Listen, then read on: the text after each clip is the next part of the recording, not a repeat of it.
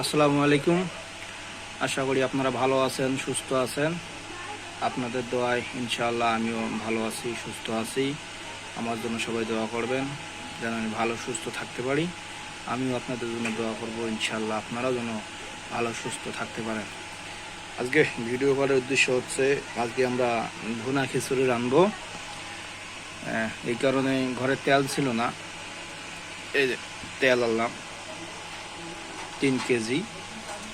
পরে মুরগি দিয়ে রাঁধবো, তো এই যে মুরগি আনলাম একটা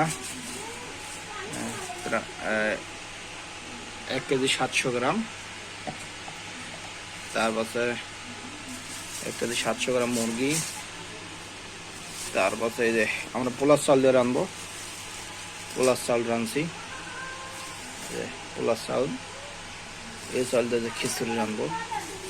তারপরে একটা মুরগির মশলা নিয়েছি, তারপরে যে সস খায় সস নিয়েছি।